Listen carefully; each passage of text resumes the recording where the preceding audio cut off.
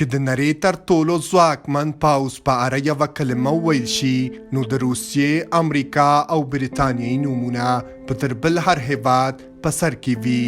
دغه هیواد نه یوازې د پوځي ځواک له پلوه غوره دي بلکې د ټکنالوژي او اقتصاد له پلوه هم د نړۍ له نورو هیوادونو څخه څو قدمه مخکې دي. نو د دې لامل څه دی چې د نړۍ دومره سترو قدرتونه په پرله پسې توګه د یوې کوچنۍ او کمزوري افغانستان له لاسه ماته شوې. په افغانستان کې څه راز پروت دی چې تر ټولو ځواکمن هیوادونه له دې ځایه تښتې ته اړ دي. تر ټوله مهمه دا ده چې ولې روسیه، امریکا او بریتانیا له دغه هیواد سره دومره لیوالتیا درلوده. د دې ویډیو د دوام لپاره سایبر پښتو ټي وي سره پاتې شي او زموږ چینل سبسکرایب کړئ او د زنګ په کلیک کولو سره زموږ ملاتړ وکړئ او نور ویډیوګانې خپرې کړئ. مننه. نازنین، افغانستان د خپل ژوند ډیره برخه له بهرنیو هیوادونو سره په جګړو کې تیرې کړې ده. که د دې هیواد د اشغال تاریخ ته وکتل شي له نن نه 2015 کال وړاندې په 1522 هجري قمري کال کې فارسیانو پر دې خاوره برید وکړ، خو د دوی اشغال تر 2 کلونو زیاته نه و. تر دې وروسته په 331 قمري شمسي کال کې اسکندر اعظم چې تر نیمه یې زیاته نړۍ تر خپل واک لاندې راوستی و پر افغانستان برید وکړ، خو په دغه خاوره یې له 7 کلونو زیاته حکومت ونه کړای شو. د منګول امپراتوري، سکانو امپراتوري او د مغول امپراتوري هم په مختلفو وختونو کې په دې خاوره برید وکړ. منګولیانو دا خاوره 2 کاله قبضه کړې وه، خو مغول او سکانو هر یو کال وروسته قبضه وکړه او دا خاوره یې پرېښوده. کله چې د انګلستان د نړۍ اشغال پیل کړ، د نن ورځې له میانمار څخه نیولې تر بنګلادیش، هند او پاکستان ټولې سیمې د بریتانیایي پوځ په ولکه کې وي. دغه پوځ د افغانستان د نیولو لپاره 3 ځله برید وکړ، خو یو ځل هم د افغانستان په نیولو بریالی نشو. په 1999 کال کې په پخوانی شوروي اتحاد پوځ چې نن یې روسیه ده هم د افغانستان د نیولو هڅه وکړه. له نهه کلنې جګړې سره روسیه اړه شو چې خپل ځواکونه له دغه هیواد وباسي. په دې موده کې د شوروي اتحاد او د امریکا ترمنځ سره جګړه روانه وه. په افغانستان کې ماتې ټوله نړۍ د شوروي اتحاد په اړه منفي فکر تار کړ. د افغانستان د شوروي اتحاد د ځواکونو له وتلو 10 کاله هم نه و تیر شوی چې په 2001 کال کې امریکا پر افغانستان باندې برید وکړ.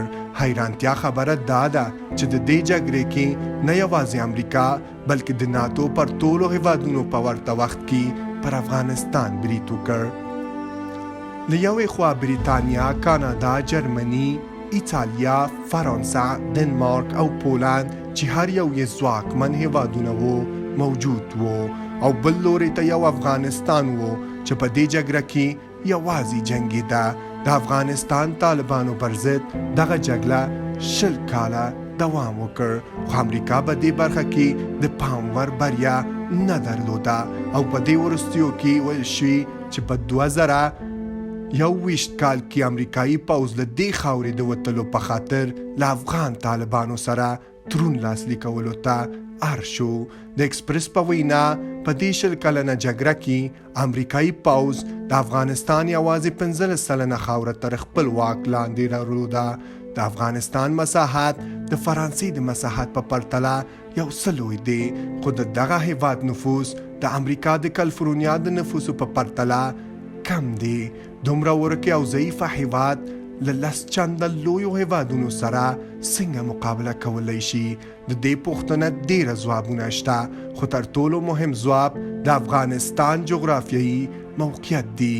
افغانستان د مختلفو قومونو څخه جوړ دی چې ازبک، تاجک او پښتانه پکې شامل دي. د افغانستان ټولې پولې له نن څخه 100 کال وړاندې په خپل افغانانو نه بلکې د بهرنیو قدرتونو لخوا جوړې شوې دي.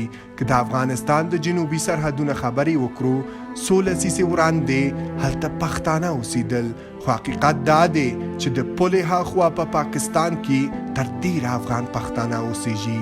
د پولې تر جوړېدو مخکې د افغانستان جنوبي او لویدیځ پاکستان هغه ځایونه وو چې پښتانه پکې اوسېدل کې نیمایي پښتنې کورنۍ په افغانستان کې دي، پاتې نیمې په پاکستان کې ژوند کوي.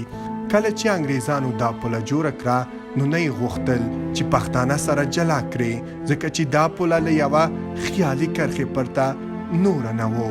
لکه څنګه چې د دې پولې له جوړېدو مخکې د دوی ترمنځ تک راتک کوه، همدغسې د دې پولې له جوړېدو وروسته هم تک راتک کوي. له دې امله چې د دې پولې ډېرې سیمې له لوړو غرونو جوړېدي، د دې پولې کنټرول د پاکستان او افغانستان لپاره یوه ستره ننګونه ده. د ډیورند کرښې په اړه باید وویل شي 2640 کیلومتره اوږدوالی لري او لږ تر لږ 3 لارې لري چې له لارې یې په اساني تېرېدلی شي. له دې نقطو څخه د نشه یي توکو وسلو او ملیشو قاچاق ډیر اسانه دي. افغان ترهګر کولی شي چې په اساني سره پاکستان ته ولاړ شي او هلته نوې ملیشې جوړوي او بیرته راستانه شي. له همدې امله د ډیورند کرښه د نړۍ تر ټولو خطرناکه پوله بلل کیږي. که د افغانستان نقشې ته وکتل شي، دا هیواد د ځمکې له لارې محاصره دي، چې معنی یې دا ده که یو هیواد وغواړي چې د ځمکې له لارې پر افغانستان برید وکړي، نو د افغانستان د شاوخوا هیوادونه مرستې ته اړتیا لري، چې عبارت دي له ایران، ترکمنستان، ازبکستان، تاجکستان، چین او پاکستان. که مرسته ترلاسه شي او د افغانستان پولو ته ورسیږي، بریدګر به له غرونو او سختو لارو سره مخ شي.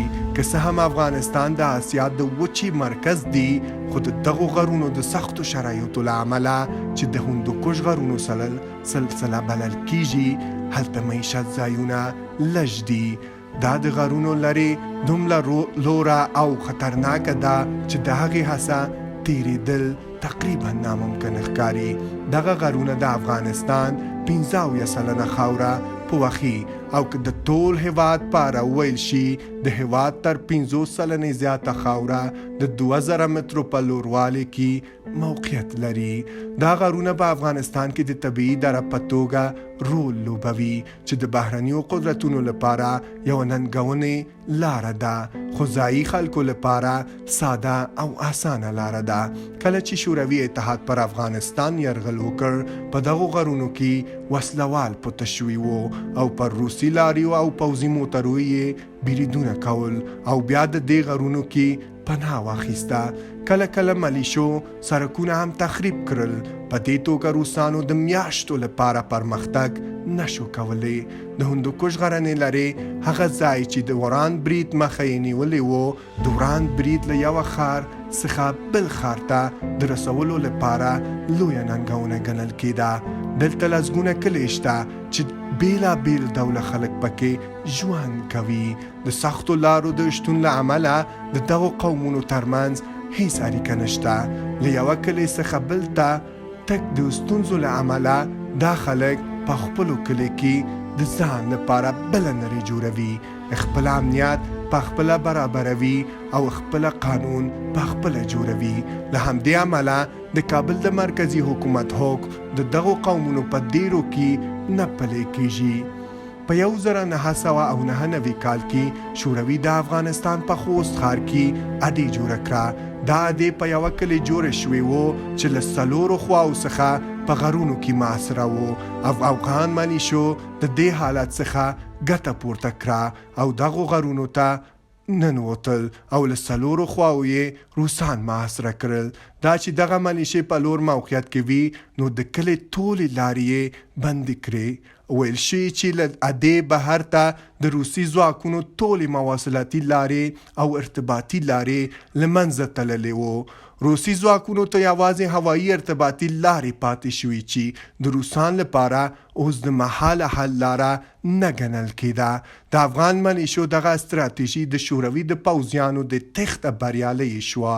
په 2021 میلادي کال کې امریکا د افغانستان د اشغال هڅه وکړه.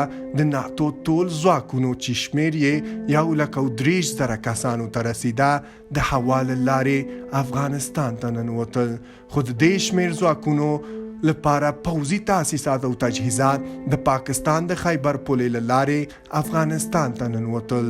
افغانستان ملیشو ته څرګنده و چې په پاکستان د خیبر پوله د امریکا لپاره څومره مهمه ده، نو د دوی په غرونو کې پټ شول او د لاریو د برید موقع له لاسه ورنکړه. حتی په 2009 کال کې دوی د خیبر په پوله یو ډیره مهمه ټکي په نښه او ویجاړ کړ. کله چې دوی غوښتل د امریکایي پوځ برید ځواب ورکوي، په اساني سره له پولې تېره شول او پاکستان ته لاړل. مخکې له دې څخه چې خیبر پولې ته ورسیږي، د ناتو تجهیزات یې وسوځول. ناتو ځواکونه هم د ترهګرۍ د ختمولو لپاره له افغان حکومت څخه د مرستې غوښتنه کړې او د دغه هیواد ځایي خلک یې په دې جګړه کې راګیر کړی دی. بېشک په ځینو برخو کې بریا یې هم ترلاسه کړې، خو که 20 کلنې جګړې پایلې وڅېړل شي، امریکا یوازې د افغانستان پر 15 ساله خاورې کې واکمني کړې ده. د یوې ارزونې له مخې امریکا په افغانستان کې په خپلو پوځي عملیاتو ټول تال 2.3 تریلیون ډالره لګولي دي. دا په دې معنا ده چې امریکا په یوه ورځ کې پر خپل پوځ 300 میلیونه ډالر لګوي. له دغو سترو لګښتونو سره کله چې طالبانو د افغانستان پر 15 سلنه واکمن وو، د امریکا لپاره د تختې بله لاره نه وو. اوس موږ ټول پوهیږو چې د افغانستان سختي لارې په غرونو کې د عجیبو پټو زنځیرونه شتون او په دې هېواد کې د بیلو بیلو خپلواکو قومونو شتون د بهرنیو ځواکونو له منځه وړل غندلې دي.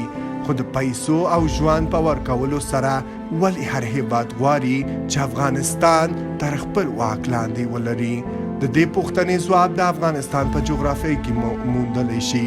افغانستان د آسیا مرکز دی چې د آسیا زړې هم بلل کیږي. د منځنۍ آسیا، جنوبي آسیا او منځني ختیځ د اړیکو د ټینګښت لپاره د افغانستان د سیاسي او اقتصادي راکړو ورکړو کنټرول ډیر اړین دی.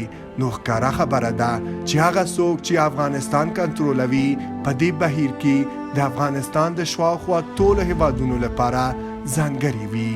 همدا لامل ده چې کله یو بهرنی قدرت غواړي چې افغانستان اشغال کړي، بل بهرنی ځواک د افغان ملیشو ملاتړ کوي تر څو اشغالګر هیواد کمزوروي کړي او تختې ته اړ کړي. په دې هیله چې د نن ورځې په دې کوچنۍ ویډیو کې پر ستاسو ډېرې ګونګۍ او نامعلومي پوښتنې روښانه شي او په دې وروسته کې زموږ په پاڼه کې خپل د مینې د